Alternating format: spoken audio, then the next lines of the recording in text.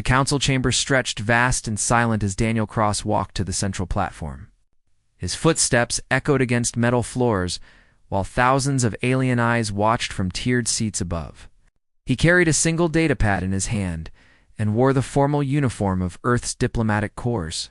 The weight of 200 years pressed down on his shoulders as he reached the speaker's circle and turned to face the assembled representatives.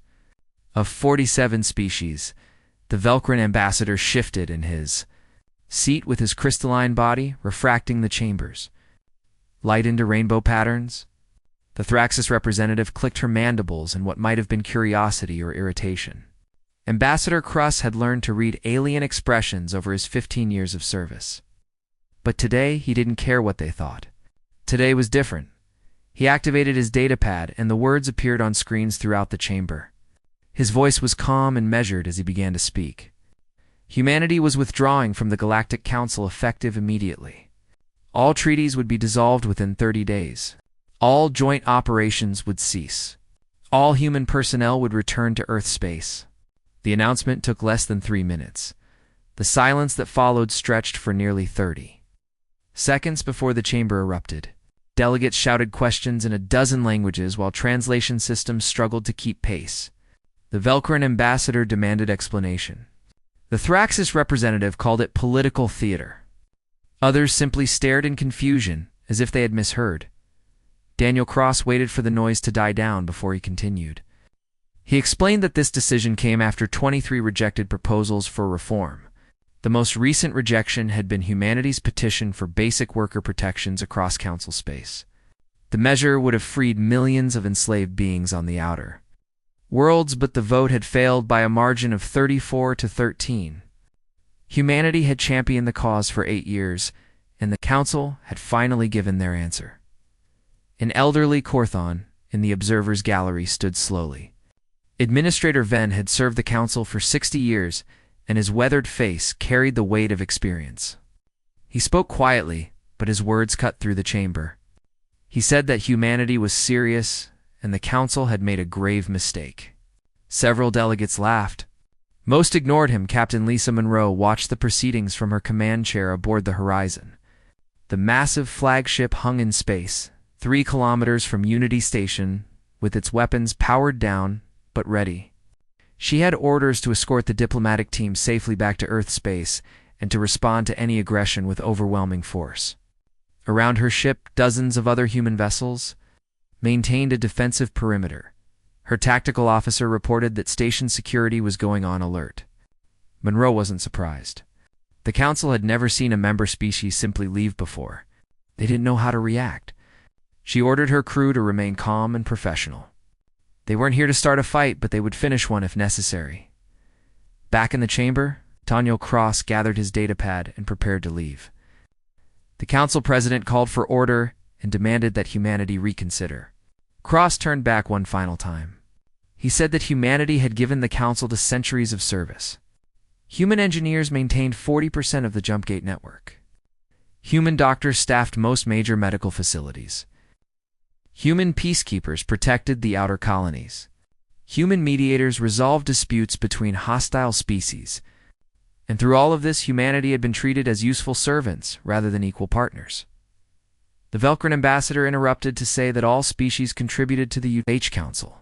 Cross smiled without humor. He said that contribution and voice were not equal in this chamber. Humanity represented 4% of the council's population but performed nearly half of its essential functions. Yet human proposals were dismissed as primitive. Sentimentality and human concerns were ignored. He walked toward the exit while delegates called after him. The massive doors slid open and his security team fell in around him. They moved through the corridors of Unity Station while station personnel watched in silence. Some looked confused. Others seemed angry. A few appeared thoughtful. The shuttle bay was crowded with human civilians loading the last cargo containers. Families who had lived on the station for generations were packing their lives into storage units. Children asked their parents why they had to leave. The adults gave simple answers. It was time to go home. Daniel cross-boarded the diplomatic shuttle and strapped into his seat. Through the viewport, he could see the horizon waiting in the distance. Its hull gleamed silver against the black of space. He had served the Council faithfully for 15 years, and now he was leaving it behind. The feeling was strange. Not quite sadness. Not quite relief. Something in between. The shuttle launched and crossed the space between station and ship in minutes. The Horizon's hangar bay swallowed them, and pressured doors sealed behind. Captain Monroe was waiting when Cross stepped onto the deck. She asked if they had made their point. Cross said they would find out. Back on Earth, President Helen York sat in the Oval Office reviewing the transmission from Unity Station. She had spent 3 years building the coalition necessary for this decision. Congress had voted in favor. The colonial governors had agreed. The military leadership had pledged their support. Now, the hard part began. She signed Executive Order 7749 with a simple stroke of her pen. The order officially severed all formal ties between Earth and the Galactic Council. Trade would continue through private channels, but all government-level cooperation would end. Human forces would withdraw from joint operations. Human personnel would return home. Earth was stepping back. The order went out immediately to every human colony and station. From Mars to the outer settlements, the response was the same. Relief mixed with uncertainty. Many humans had grown up in a galaxy where Earth was part of something larger. Now they were choosing isolation over exploitation. On mining colonies in the asteroid belt, human engineers began shutting down joint operations with alien partners. The work would continue, but under human management only. On medical stations, human doctors finished their shifts and packed their belongings. On military outposts, human soldiers struck their flags and prepared for departure. Not everyone agreed with the decision. Some humans had built lives integrated with alien communities. Some believed that reform from within was still possible. But the vote had been clear, and the government had spoken. Humanity was done asking for respect. They would demand it, or they would walk away. The Galactic Council continued their session long into their night cycle. Delegates argued about humanity's decision and what it meant. Most believed it was temporary. Humans had always been emotional and prone to dramatic gestures. They would return once they realized they needed the Council more than the Council needed them. Only, Administrator Venn sat quiet in the observer's gallery. He had watched civilizations rise and fall across his long lifetime. He recognized the signs.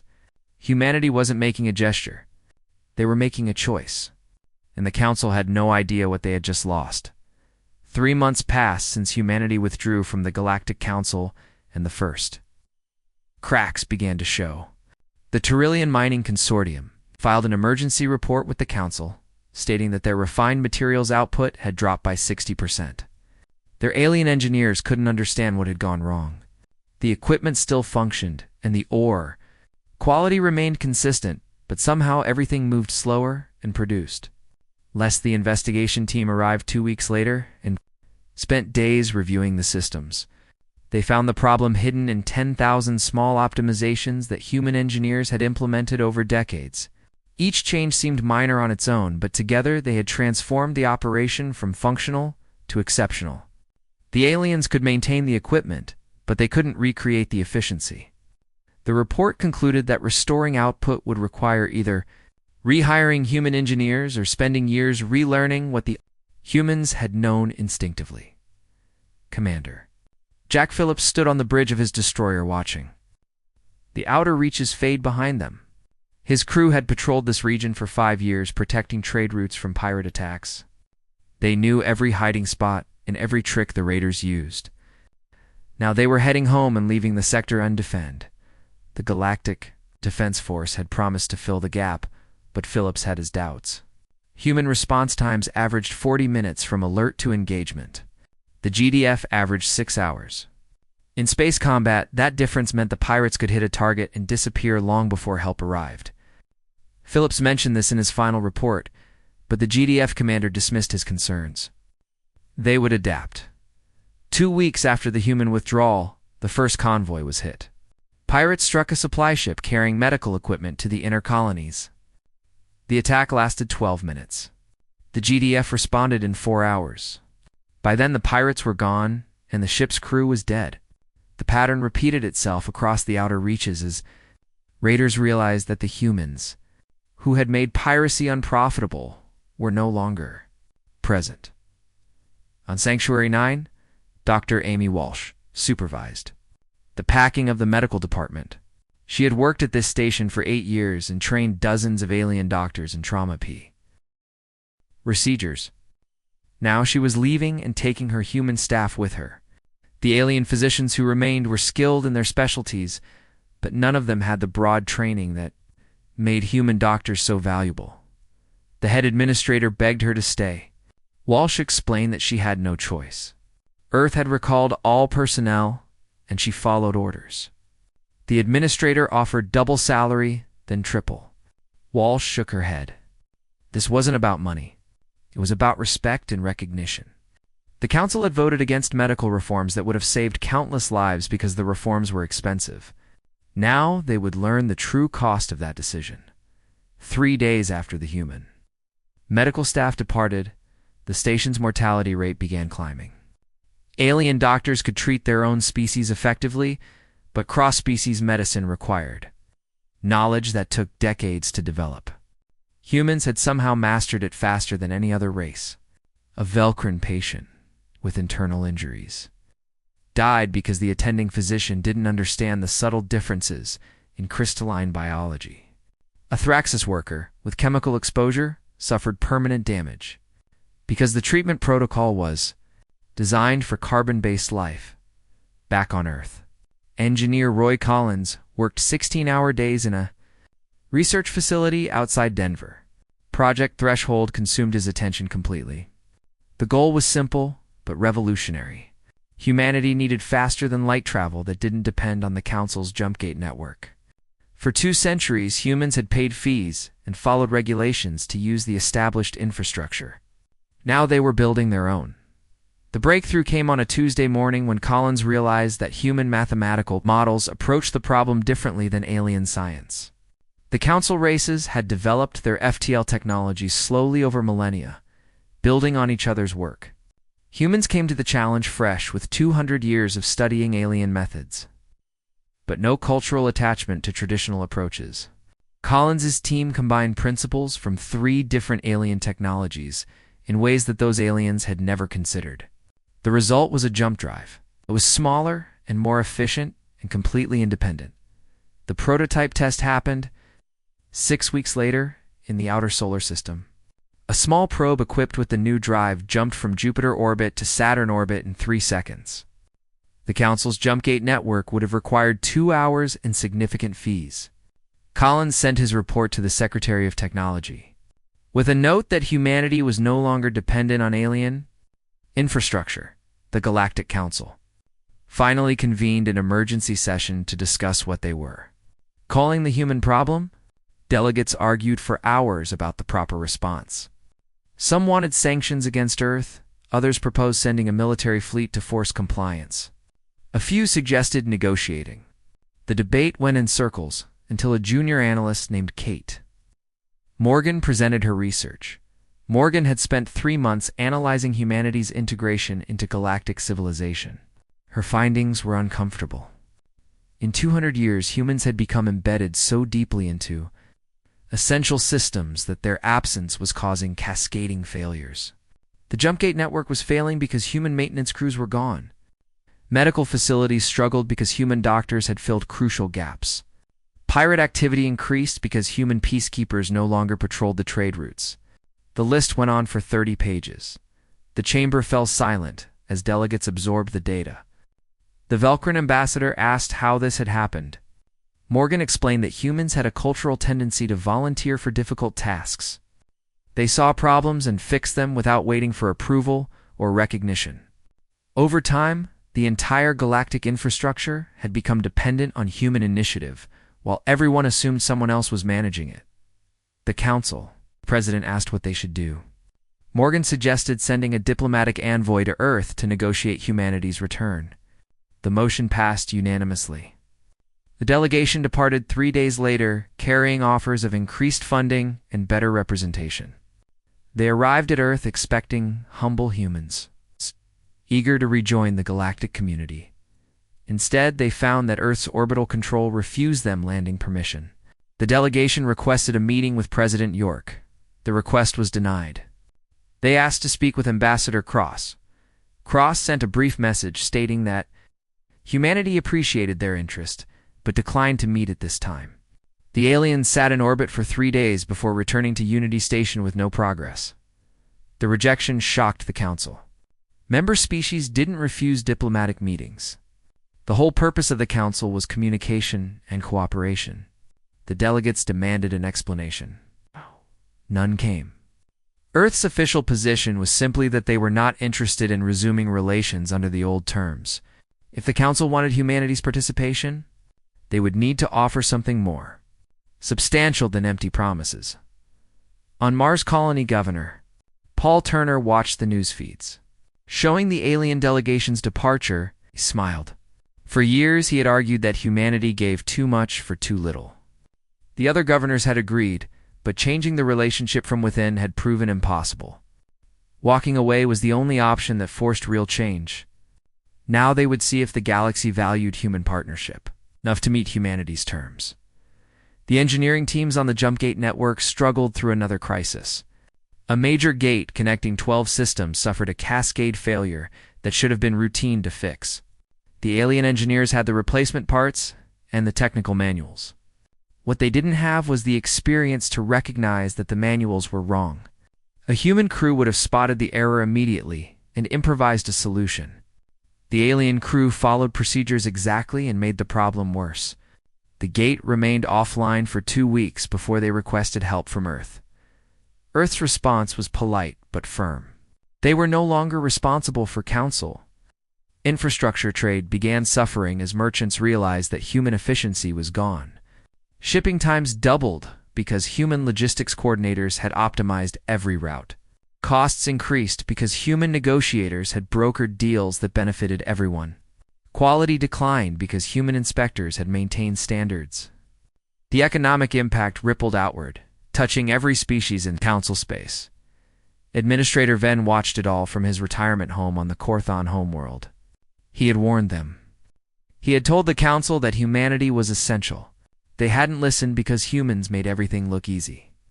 Now they were learning that easy and simple were not the same thing. The question was whether they would learn fast enough to prevent complete collapse. 6 months after humanity withdrew the galactic trade, network experienced its first major collapse. The automated systems that connected thousands of worlds began failing in ways that made no sense to alien technicians.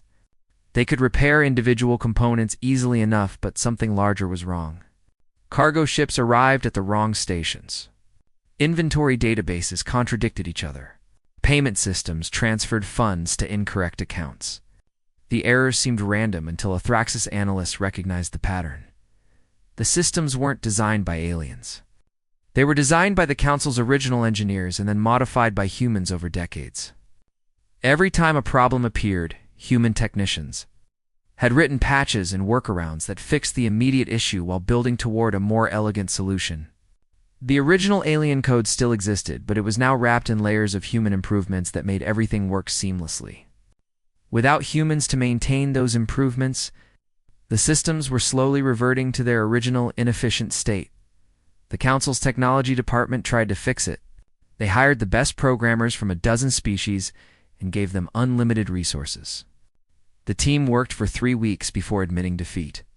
They could stabilize individual systems, but they couldn't recreate the integration that humans had built. One programmer described it as trying to repair a watch when you only understood how gears worked, but not how they worked together. The trade network continued functioning, but delays increased and errors multiplied. Colonel Brad Hayes stood in the command center of Firebase Delta watching the final countdown. His regiment had maintained this base for 12 years, protecting the neutral zone between 3 hostile empires. The Kroll Dominion to the north, the Seption Alliance to the south, the Vorton Collective to the east. For 90 years, human peacekeepers had kept these powers from tearing each other apart. Now the humans were leaving, and the colonel wondered how long peace would last. The answer came faster than anyone expected. 2 weeks after the human withdrawal, a Kroll patrol ship crossed into Seption space. The Septians responded by seizing a Vorton cargo vessel they claimed was carrying weapons. The Vortons retaliated by closing their borders to Septian trade.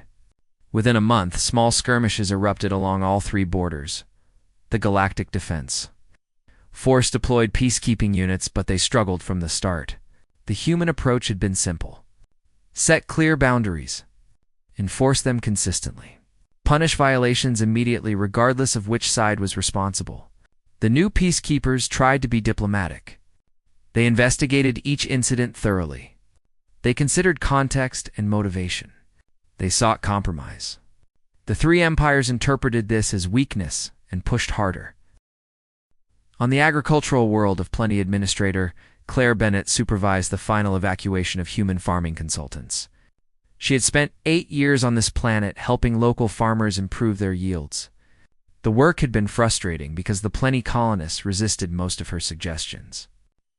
They had farming methods passed down through generations and saw human advice as interference.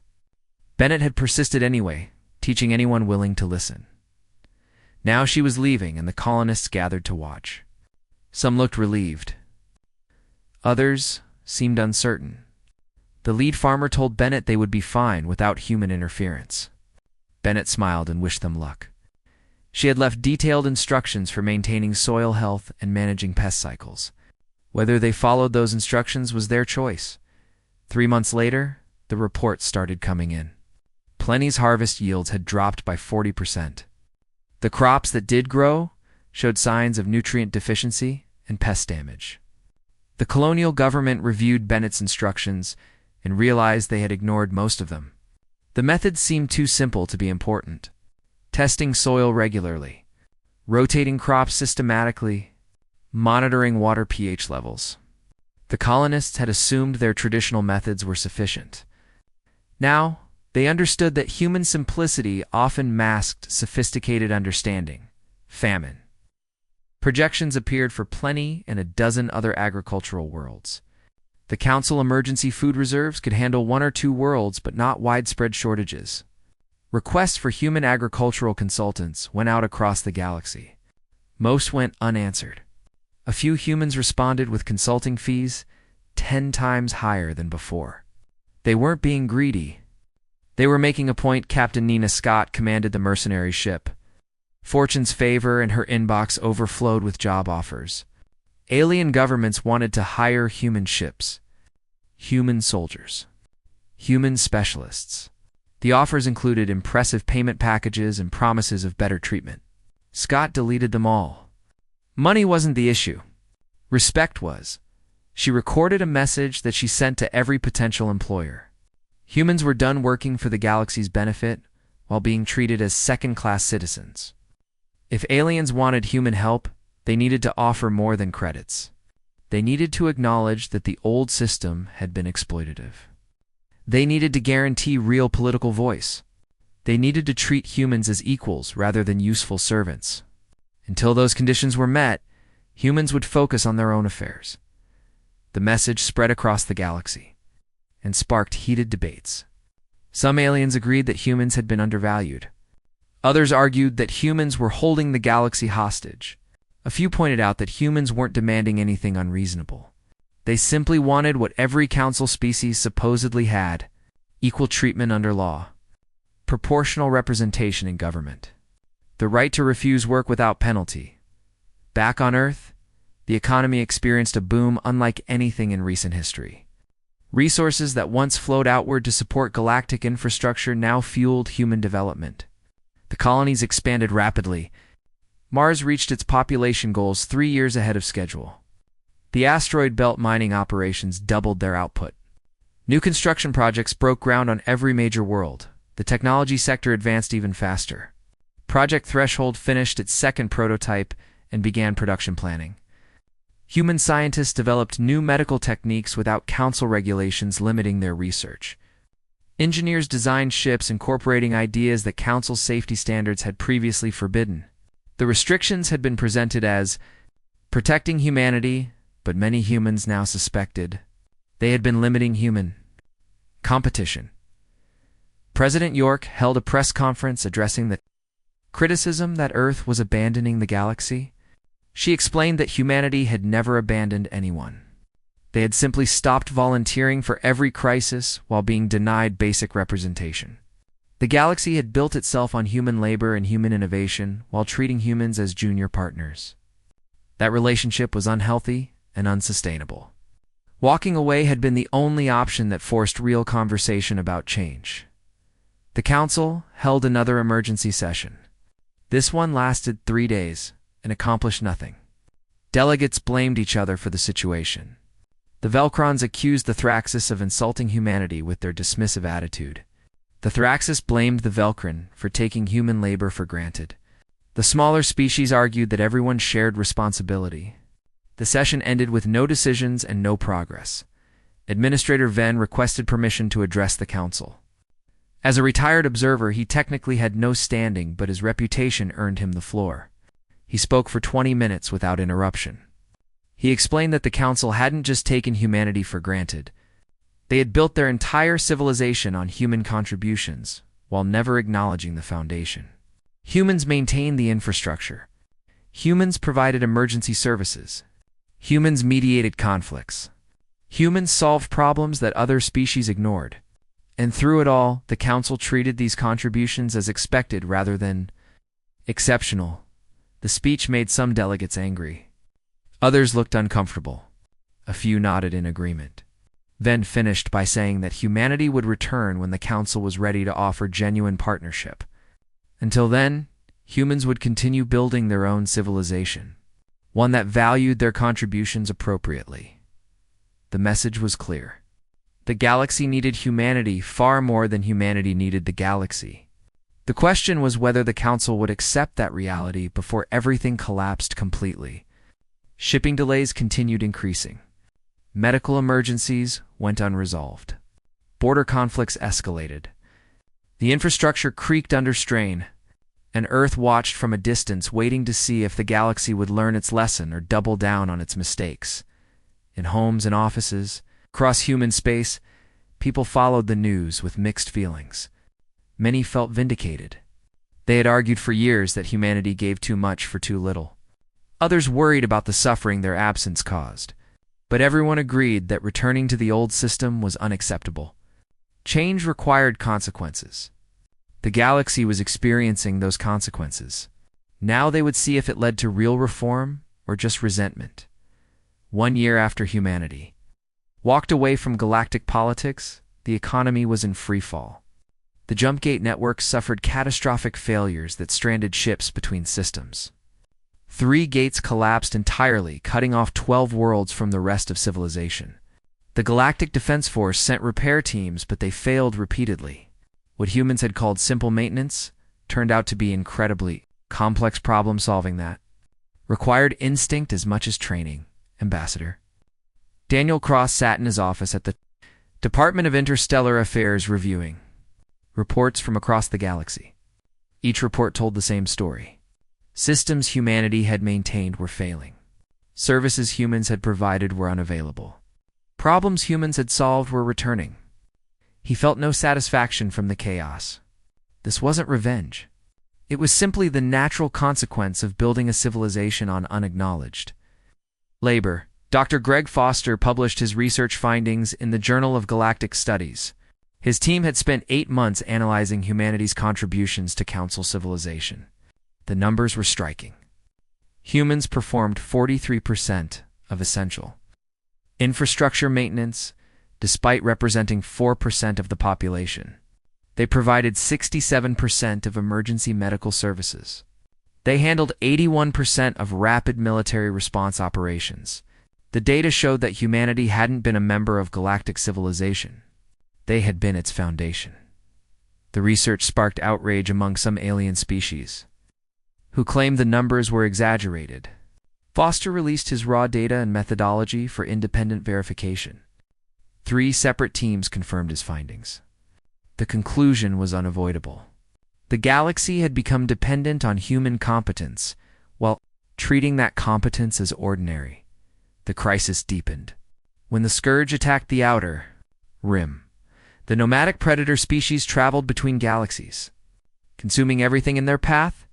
They had last appeared 2 centuries ago when human defense forces had driven them back with minimal casualties. This time, no human ships responded to the distress calls. The Galactic Defense Force mobilized, but they were slow and disorganized. The battle for the Outer Rim colonies lasted 12 days. The Scourge overwhelmed the first 2 worlds before the GDF arrived in force. The fighting was brutal and chaotic. Ships collided because coordination was poor. Supply lines broke down because logistics were mismanaged.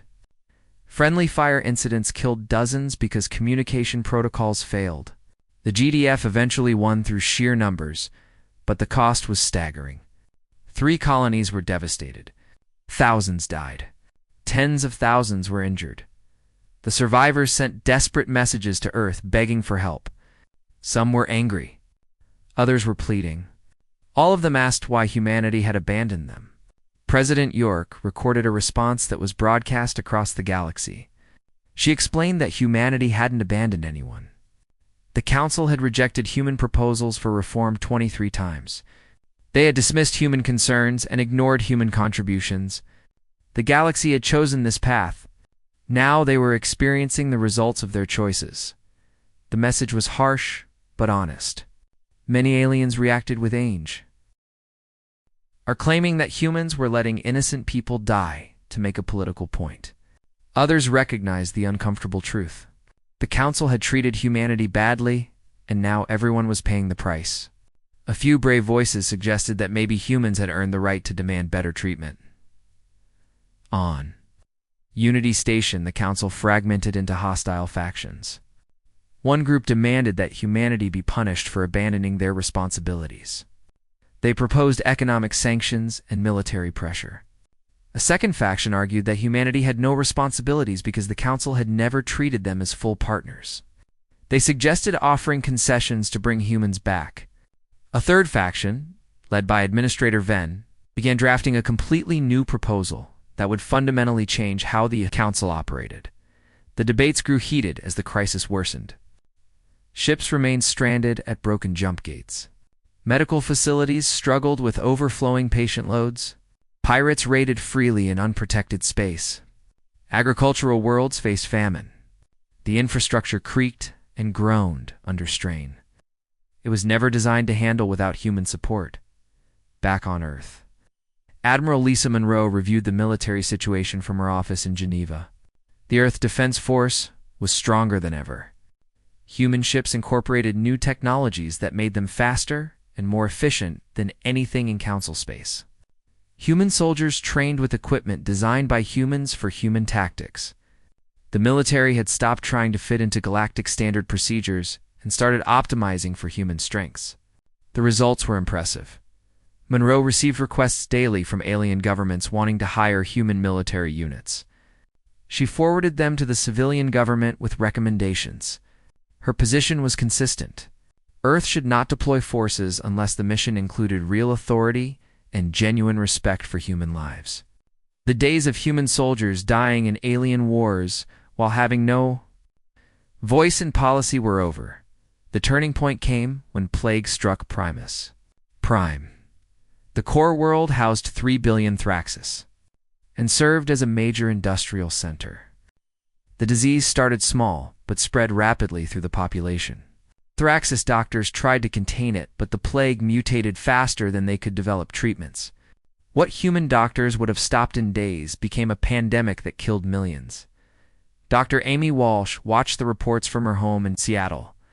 Every medical instinct screamed at her to help. She had trained for situations exactly like this. She knew she could save lives. But she also knew that rushing back to help would accomplish nothing in the long term. The galaxy needed to understand that human expertise had value. That value required recognition and respect. Helping now would just return everyone to the old pattern where humans solved problems and aliens took it for granted. The Primus Prime disaster forced the Council to confront reality. They needed humanity. Not as convenient helpers, but as essential partners. The question was whether they could admit that need and offer something meaningful in return. The debate raged for weeks while the death toll climbed. Finally, 23 species broke away from the main council and petitioned Earth directly. They acknowledged that the old system had failed. They were ready to negotiate real change. President York reviewed the petition with her cabinet. Some advisors wanted to refuse. They argued that partial reform wasn't enough. Others believed this was the opening humanity needed. York made the decision. Earth would meet with the delegation, but only to hear their proposal. Humanity would make no commitments until they saw what the galaxy was truly willing to offer. The announcement went out through official channels.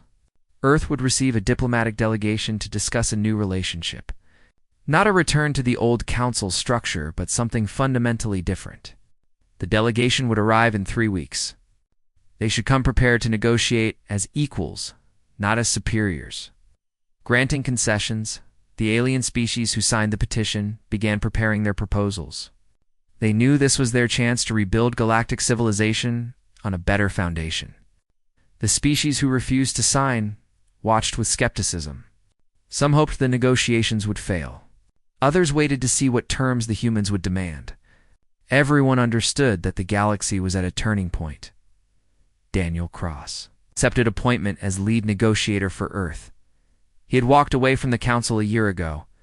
Now he would return to see if anything had really changed. He assembled a team of experts covering military affairs, economics, technology, and civil rights. They would demand nothing less than full equality and genuine partnership. The galaxy could accept those terms or continue without humanity. Admiral Monroe prepared security for the delegation's visit. Earth would welcome the aliens peacefully, but carefully. Trust had been broken and would take time to rebuild. Human ships would escort the alien vessels. Human security would monitor the meetings. If anything went wrong, humans would respond with overwhelming force. The days of assuming alien goodwill were over. Across human space, people waited to see what would happen. Some were optimistic that real change was possible. Others believed the aliens would offer empty promises and expect humanity to accept them. Everyone agreed that whatever happened next would determine the future of galactic civilization. Humanity had walked away, and the universe had panicked. Now they would see if that panic led to wisdom or just resentment. The alien delegation arrived at Earth 18 months after humanity had withdrawn from galactic politics. Their ships emerged from jump space at the edge of the solar system and waited for clearance to approach. What they saw shocked them. The last time most of these delegates had visited Earth, the system had been busy but modest. Now it thrived beyond recognition. New stations orbited every planet gleaming in the sunlight. The lunar colonies had tripled in size with domes covering vast stretches of surface. Construction platforms hung in orbit around Mars, where massive projects reshaped the red planet. Human ships moved through the system with confidence and purpose using technologies delegates didn't recognize. Admiral Monroe granted the delegation permission to approach under escort. 6 human destroyers surrounded the alien vessels and guided them toward Geneva Station. The aliens noticed immediately that these weren't the ships they remembered. Human vessels had always been functional and reliable, but these were something more. They moved with precision and grace that suggested significant advances in engine technology. Their hulls showed design features that didn't match any council standards. Humanity had clearly been building without restrictions. Geneva Station hung in geosynchronous orbit above Switzerland. The delegation docked and passed through security checkpoints that were thorough but professional. Human guards checked credentials and scanned for weapons without hostility. They were making clear that Earth welcomed the delegates, but on human terms. The aliens were guests here, not dignitaries expecting special treatment. President Basir May met the delegation in a modest conference room, rather than the grand halls they had expected. The room held a simple table with chairs and large windows showing Earth below. No elaborate decorations. No impressive displays of wealth. The message was subtle, but clear. Humanity wasn't trying to impress anyone anymore. They had confidence in their own value. Ambassador Venn led the alien delegation, and he spoke first.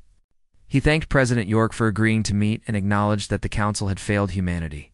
His words were careful and honest. He explained that many species had finally recognized what humans had been saying for 2 centuries. The galactic system was broken. It took advantage of those who contributed most while giving them least voice. Humanity had been right to walk away. The other delegates added their own acknowledgments. Some sounded sincere. Others seemed uncomfortable admitting fault. A few clearly resented being in this position. President York listened without interruption until they finished. Then she turned to Captain Jake Palmer, who now served as military liaison. Palmer distributed data pads to each delegate containing documentation that made several aliens shift uncomfortably in their seats. The files showed every rejected human proposal over 200 years, every dismissed human concern, every time human lives were spent protecting alien interests while human votes were ignored, every instance where human expertise solved critical problems without recognition. The documentation was thorough and undeniable. It painted a picture of systematic exploitation that most delegates had never fully understood. Daniel Cross took over the presentation. He explained that Earth wasn't interested in returning to what was.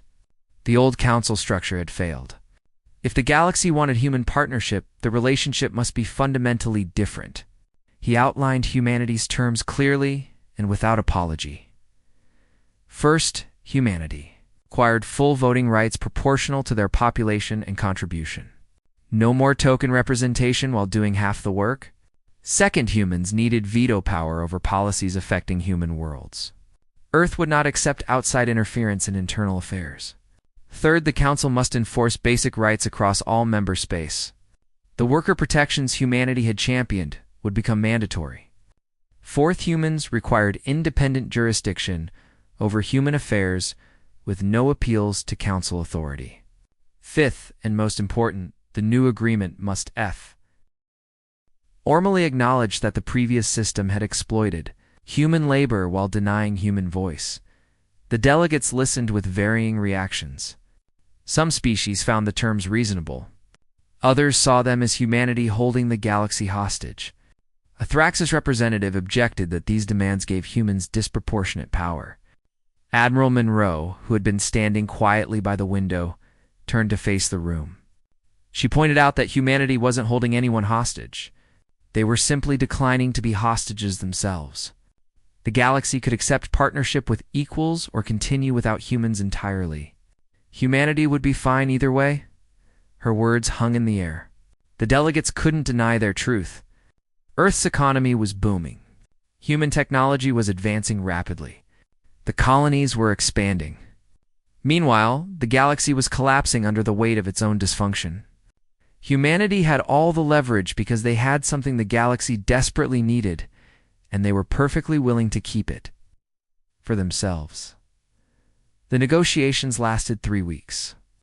The delegates debated among themselves, arguing about whether to accept humanity's terms. Some wanted to refuse on principle. Others recognized that principle wouldn't fix broken jump gates or stop plagues or defend against the scourge. Eventually, reality won over pride. The galaxy needed humanity more than it needed to preserve the old power structure. The Treaty of Geneva was signed on a Tuesday morning with representatives from 23 species and Earth. The document established humanity not as members of galactic civilization, but as equal partners in a new structure. The changes rippled outward immediately. If humanity received these rights, logic demanded they extend to other species too. The old council began transforming into something more equitable. Though the process would take years, engineers like Roy Collins returned to the Jumpgate network, but now as highly paid contractors with real authority. They could implement solutions without waiting for approval from committees that didn't understand the problems. The gates that had been offline for months came back into service within weeks. The difference was dramatic and impossible to ignore. Dr. Amy Walsh went back to practicing medicine across the stars. But with proper resources and respect, she directed a new xenobiology research institute that studied cross-species medicine systematically rather than as an afterthought. Her team included alien doctors who actually wanted to learn rather than just benefit from human knowledge. The mortality rates dropped. The plague on Primus Prime was finally contained. Medical science advanced faster than it had in centuries. Military units redeployed to crisis zones, but only when requested, and with clear rules of engagement that valued human lives equally. Colonel Brad Hayes returned to the neutral zone with new orders. He would maintain peace, but not at any cost. If the three empires wanted human protection, they would follow human rules. All sides agreed. Within 6 months, the border skirmishes stopped completely. Not everyone was happy with the changes. Some species resented humanity's new status. They grumbled that humans had manipulated the crisis to gain power. Others worried about the precedent. If humans could demand equality, what would stop other species from making similar demands? The answer, of course, was nothing. That was exactly the point. Administrator Venn gave his final address before retiring from public life. He stood before what remained of the old council and spoke truth that many didn't want to hear. The council's collapse wasn't caused by humanity walking away. It was caused by centuries of taking for granted the people who made everything work. Humanity had simply refused to continue enabling exploitation. The crisis that followed was the galaxy's own fault. 2 years after humanity's withdrawal, Captain Lisa Monroe stood on the bridge of the horizon, returning to Unity Station for the first time. The station had changed. Human engineers had redesigned entire sections for efficiency and safety. Human doctors staffed the medical bay as department heads. Human representatives sat on the council with full voting privileges and used them frequently. The old order was gone. Something better had taken its place. Daniel Cross, now serving as humanity's first High Ambassador, watched the sunrise over Geneva from his office. He thought about the journey from that day in the council chamber when he announced humanity's withdrawal, to this morning, when humans were genuinely equal partners in galactic civilization. They hadn't won by threatening anyone or conquering anything. They had won by simply refusing to be taken for granted. Sometimes the most powerful thing you can do is walk away from a bad deal and build something better. The galaxy learned its lesson the hard way. Humanity wasn't leaving civilization behind when they walked away from galactic politics. They were leaving behind a system that exploited them. In forcing the galaxy to recognize that difference, they changed everything. Not just for humans, but for every species that had been marginalized or taken for granted. In the end, humanity didn't just save themselves. They saved everyone by proving that civilization works better when everyone is treated as equals. The universe panicked when humanity walked away, but what emerged from that panic was a galaxy finally worth being part of. It wasn't perfect. Problems remained. But the foundation was stronger because it was built on respect rather than exploitation. And that made all the difference.